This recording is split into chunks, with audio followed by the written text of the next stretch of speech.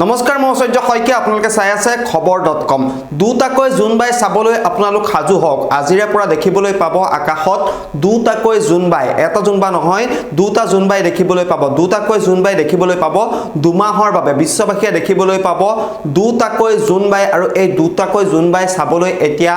উৎসুক হৈ আছে বিশ্ববাসী কাৰণ লগতে বিজ্ঞানী সকলেও এই যি নতুন জোনবাই দেখিবলৈ পাব নতুন জোনবাই আকাশত আজিৰ দিনটোৰ পৰা দেখিবলৈ পাব সেই জোনবাইৰ বাবে এতিয়া উৎসুকতাৰে ৰৈ আছে প্ৰতিগৰাকী বিশ্ববাসী কত কত দেখা পাব জোনবাই হবিস্তাৰে এই মুহূৰ্তত লৈ আহিছো আপোনালোকৰ বাবে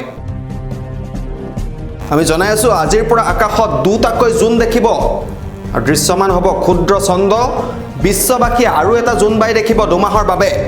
আৰু নতুন জোন দেখা পাব 29 ছেপ্টেম্বৰৰ পৰা 25 নৱেম্বৰলৈ নিজস্ব উপগ্ৰহৰ লগতে দৃশ্যমান হ'ব এই নতুন জোন মিনি মুন হিচাপে নামাকৰণ কৰা হৈছে এই নতুন জোনক অৱশ্যে এই মিনি জোন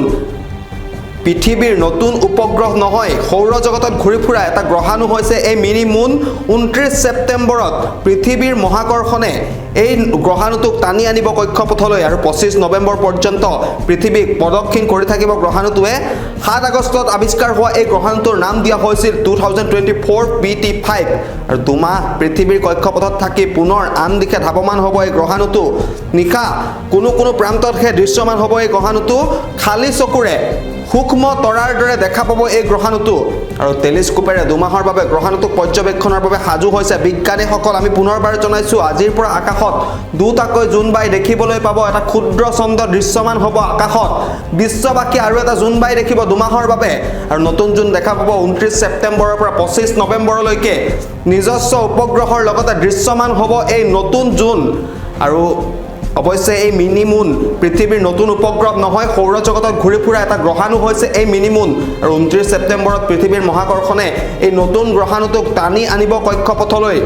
25 নৱেম্বৰ পৰ্যন্ত পৃথিৱীক প্ৰদক্ষিণ কৰি থাকিব এই গ্ৰহাণুটোৱে আৰু 7 আগষ্টত আৱিষ্কাৰ হোৱা এই গ্ৰহাণুটোৰ নাম দিয়া হৈছিল 2024 PT5 দুমাহ পৃথিৱীৰ কক্ষপথত থাকি পুনৰ আন দিশে ধাৱমান হ'ব এই গ্ৰহাণুটো নিশা কোনো প্ৰান্ততহে দৃশ্যমান হ'ব এই গ্ৰহাণুটো খালী চকুৰে সূক্ষ্ম তৰাৰ দৰে দেখা পাব এই গ্ৰহাণুটো আৰু টেলিস্কোপেৰে দুমাহৰ বাবে এই গ্ৰহাণুটো পৰ্যবেক্ষণৰ বাবে সাজু হৈ পৰিছে এতিয়া বিজ্ঞানীসকলৰ আজিৰে পৰা দুমাহৰ বাবে আকাশত দেখিবলৈ পোৱা যাব দুটাকৈ জোনবাই